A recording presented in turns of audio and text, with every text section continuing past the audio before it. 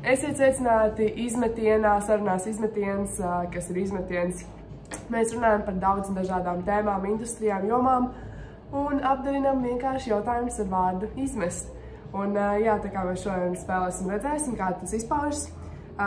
Šodien es esmu ar Vēstulēs, grupu Vēstulēs. Es jums atļaušu arī iepazīstināt jūs ar skatītājiem un skatītājs ar jums. Mēs atrodamies Tejas Caps, kas mūs cienā ar dažādiem gardumiņiem un arī tēju, ko es aizmiršu paņemt. Bet, jā, mēs šodien arī runāsim par daudz un dažādiem jautājumiem un vairāk varbūt par jūsu sākumu un pieredzi. Bet jā, tad iepazīsties Brajans, Marta, kas jūs esat, jūs varat katrs par sevi un kopīgi un jā, kas jūs vispār esat? Mēs esam Brajans un Marta. Wow. Mēs esam muzikāla apvienība Vēstulēs. Mēs muzicējam. Tas ir visam. Tas arī viss. Ok. Kas ir pirmā asociācija jums katram, kad es pasaku vārdu izmetiens? Tā kā lēciens. Lēciens, ok. Lēciens. Izmetiens. Man saistās burtiski ar kaut ko izmest. Tā kā atkritumu? Ne atkritumu, nē. Tas kaut kāda vienība, kur izmet. Es pat nezinu, ko. Ok, labi. Un iesildošais jautājums, ko jūs labāk izmestu no pasaules? Es nezinu, vai latviski varēs labāk saprast, bet vārdus vai melodiju, vai lirikus vai melodiju. Ko jūs labāk izmestu, piemēram, dziesmu? Un jums labāk, kad ir tikai, piemēram, dzejiskā formā, ka ir tikai vārdi vai vienkārši visu mūžu bez vārdiem. Jā, tieši mūzika. mūzika. Šķiet, ka mūzika neeksistē bez melodijas. Jā, bet mūzika var eksistēt bez vārdiem. Jā. Bet jūs izvēlētos tad labāk vairāk, piemēram, arī rakstīt sev nevis vārdus un ietītos. Es nezinu, tas vairāk snāk kā dzeja, bet vairāk jūs balsties uz melodijas. Labāk visu mūžu klausīties tikai melodijā. Jā. Jā, es domāju, ka jā. Tas ir tas, ko es parasti atceros dziesmās. Vairāk melodija nekā vārdi, bet es arī klausos dziesmas, kurās nav vispār vārdu. Labi. Un tad mēs sākam ar pirmajiem lielajiem jautājumiem. Jūs atkal katru reizi sāk ar šo teikumu, jūs ieguglējot, var arī atrast jūsu tādus pirmsākumus, kā. Un jūs esat sākuši muzicēt pirmajā ģimnāzijā, ja? Un kā jūs izdomājāt izmest sevi kā dotu pirmajā ģimnāzijā? Mums tā pirmā reize, kad mēs vienojāmies, bija uz skolotāju dienu, kad meklēja kādus skolā mūziķus, kas varētu uzstāties dažiem skolotājiem, kas būs tajā kabinetā dotajā brīdī vienkārši kaut ko uzspēlēt. Tur bija arī citi cilvēki, kas klavieres spēlēja, vijoli, čelu un tā tālāk. Mēs izdomājām apvienoties un muzicēt kopā, jo pirms tam es zināju, man ļoti patīk, kā Marta dzied. Mēs spēlējām klavierus un mums bija līdzīgas intereses mūzikā. Es domāju, iespējams, varētu pamēģināt kopā. Mums Brēns ļoti sapņaini runāt. Tas notika būtiski tā kā nedēļas ietveros tāds, ir pasākums. Varētu, kāds pajautā, vai nevar kaut ko uzspēlēt, un tad mēs iepriekšējā vakarā satikāmies kaut kādā fizikas kabinetā, vai kaut kādā kabinetā ar klavierēm, un tāds, tu māki šito dziesmu, super, es arī zinu šito dziesmu, ok, spēlējam šo. Tas pats vien ir. Jā, tāds dzīves vēl tāds, jā. Bet, ok, un kā tad izmest sevi kā dotu, un sevi kā dotu ar nosaukumu Vēstulēs? Kāpēc tāds nosaukums, un kāpēc jūs izmetāties tā?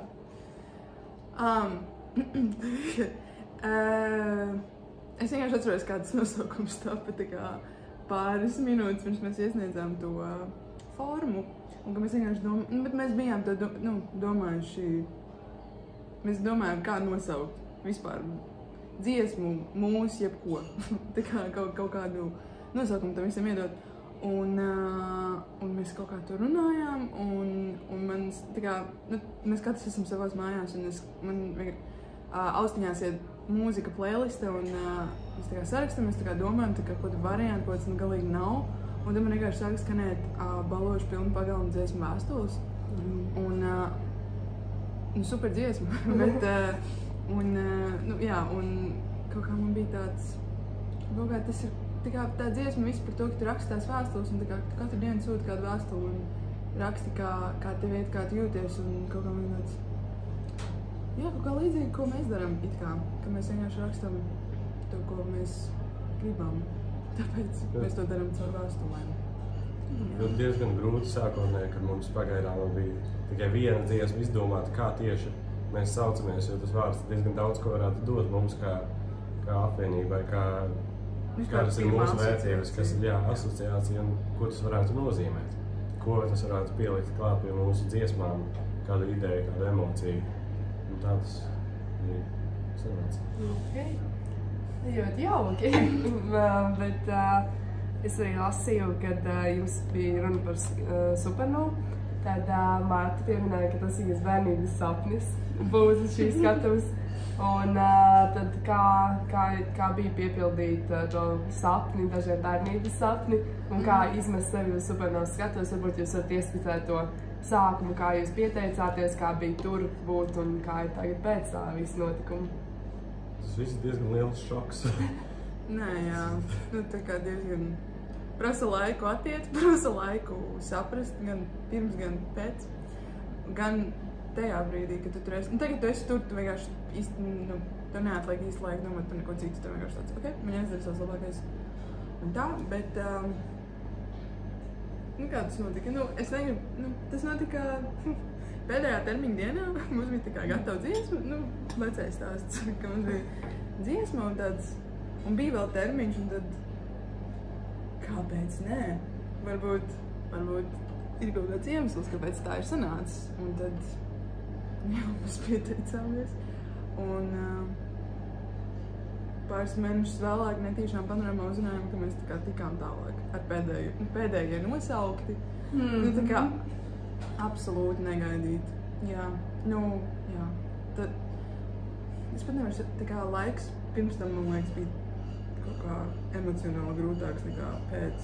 Pēc ir vienkārši tā kā tāda pēcgarša ļoti patīkama un kaut kā tev sāk iesist realitāti par to, kas tā kā ir vairāk pozitīvi nekā citādi. Bet pirms tam es personīgi tā kā šaubījos par katru visu kaut ko, visu, tā kā par katru sīkumu, ko mēs tur darīsim, kāpēc mēs vispār to darām, kas noies greizi un viss tā. Un tad, kad tas ir izdarīts, tad vienkārši mēģini sadzīvot ar to, kas ir izdarīts, kaut kā tā. Mūsu gadījumā diezgan labi sanāca tas, kas ir izdarīts, un sadzīvot diezgan vienkārši. Ka pašiem patika. Jā. Bet es domāju, viss caur visu, un tas ir baigi liels šoks. Pirmkārt, pēc iesūtīšanas saprast, ka mēs esam iesūtījuši dziesmu, ka kaut kas iespējams var notikt, un tad tajā brīdī, kad jau ir tāda pārliecība, ka nebūs, jo mums nav dota ziņa, un tūlīt jau paziņos, pēkšņi ir. Tā kā ir mazākā mēnesis paliek. Parasti ap šo laiku ir. Jā, un tad šoks, ka labi uztver dziesmu, šoks, ka vēl labāk uztver dziesmu, šoks, ka tik labi sanāk, un tad vēlreiz tik labi sanāk. Jā, man likās tas diezgan jauks, jūs tas šoks nav baigi. Šis ir labais šoks. Jā, labais šoks. Jā, ar saviem. Tas šoks ir jāpārstrādā jebkurā gadījumā ķermenī. Tā kā šoks ir šoks, bet pozitīvs, jā. Tas ir pats galvenais. Ok, bet izmest dziesmu kur? Kāds konteksts, kāpēc un kā? Kur izmest? Bet,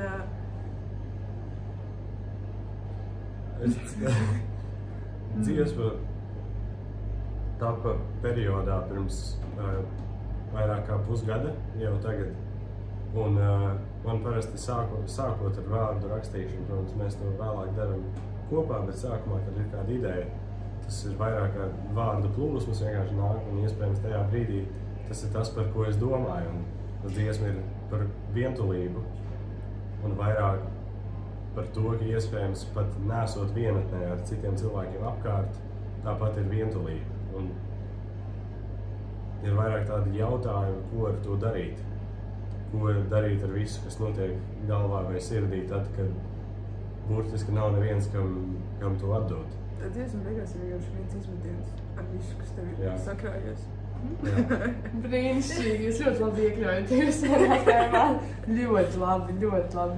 Ok, bet tā es tagad skatos, un es jums arī sekoju tur TikTokā un tā. Un es pamanīju, ka... Tur ir mazliet iepauzējies. Tur nav atlicis. Pēdējais es biju For You page'ā un man uzmetās video par to, ka kur nav īsti jūsu pirmā un pēdējā dziesma. Ja jums veidojas kaut kas jauns? Jā. Pagaid, kādu TikToku? Šis nav no mūsu TikTok, man liekas. Tas ir! Piedod, es tikko sapratu, jā. Un, kādas ir mūsu, ko mēs varam sagaidīt, ekspektācijas, vai jūs varat kaut ko bišķiņi iepludināt, vai tā ir ļoti slepena informācija? Man šķiet, ka tā nav ļoti slepena informācija, es vienkārši nezinu, ko teikt. Tas ir no mums. Visiem slepena, tā kā mēs arī gribētu uzzināt. bet viss top, nu tā mēs visur sakam, bet viss tiešām ir procesā. Būs arī kas pozitīvs. Kā es saku. Nedziedam tikai dramatiski, bet arī jauki un viss kaut kas. Bet arī pozitīvi. To es arī redzēju, jā. Bet, jā, tas tāds. Bet, ir pasākumi, uz kuriem noteikti būs arī kaut kas jauns, nevar nebūt. Jā, tāda pozitīvā pasākumā būs arī pozitīvas emocijas un dziesmas. Cerams, jā. Nē, dziesmas, jā, emocijas. Ok, labi. Un tādi man ir divi, viens jautājums, viens ieteikums. Parasti ir divi noslēdzošie jautājumi. Un viens no viņiem ir, es domāju, katra jūsu personīgā vai jūsu kopējais kā vēstulēs, lielākais izmetiens jūsu. Tas ir izmetiens no komforta zonas vai vienkārši, ko jūs reāli esat izmetuši no prāta vai reāli mantiski, bet jūsu lielākais izmetiens. Jūs droši vien. Man liekas, daudz vispār. Katrs veido kaut kā. Labi. Šķiet, ka es zinu, kas man ir lielākais izmetiens. Es decembrī biju Eiropas kinobalvu pasniegšanā. Un bija tāds uzdevums kopā ar Eiropas filmu klubu intervēt. Es tur biju uz tā sarkanā paklāja. Un sanāca, mums bija dots saraksts ar tiem aktieriem, režisoriem, producentiem, kurus mēs varētu intervēt. Un beigās mums sanāca intervēt vēl vairāk uz vietas. Un es nebiju gatavs uz vietas to darīt, jo tā pieredze pilnīgi jauna. Pēkšņi ar vislielākajiem vārdiem, kurus manā dzīvē es esmu dzirdējis kādus gadus jau, pēkšņi uz vietas izdomāt, ko prasīt, kaut ko interesantu. Es teiktu, tas bija diezgan liels izmetiens. Bet tev sanāca viss beigās? Man šķiet, ka man sanāca. Tas jau labi. Es nezinu, man jau tā super nav tāds liels. Tas, protams, tas ir skaidrs, jā. Vienkārši pat fakts, kā izdot dziesmu vispār, tas ir diezgan traki tagad to apzināties. Personīgi, ka tas tā kā šogad iznāca dziesma un iznāca vēl. Tas ir diezgan... Jo es atceros, tāpat kā par Supernovas, tā kā tik daudz par to esmu tā kā sapņojusi un kaut kā pēkšņi pienāk brīdis, kad tas notiek. Viss? What? Ok. Un tad tas, par ko es otru runāju, ir vairāk nekā jautājums, bet jūsu ieteikums skatītājiem, klausītājiem, ko viņi varētu izmest. Parasti tas ir kaut kas no prāta, bet jūs arī varat droši mantiski kaut ko. Bet jā, ko vajadzētu katram no mums, kā klausītājiem, kā skatītājiem, izmest no galvas? Man šķiet, ka jāizmet negācijas par sevi un par citiem. Jā, visu negatīvo, jo šeit visos brīžos situācijā var uz to skatīties arī pozitīvi. Kaut kas ir slikts pagātnē, var skatīties to, ka būs pozitīvi nākotnē. Es ceru, ka jūs dziesma arī būs pat tik pozitīvā tēmā. Jā. Ok, mēs esam ļoti veiksmīgi arī noslēguši mūsu mīļo sarunu. Tā kā paldies visiem, kas klausījās, skatījās. Un paldies Martai, un paldies Brianam arī, un paldies Tejas Caps par uzņemšanu. Un mēs tiekamies vēl šādās neoriģinālajās sarunās, un šo jūs varat redzēt visur, kuras varu un kuras nevaru šo ieliekt un ievietot. Bet, jā, tā kā mēs tiekamies vēl, un paldies jums. Paldies tev. Paldies Capam. Atā. Čau.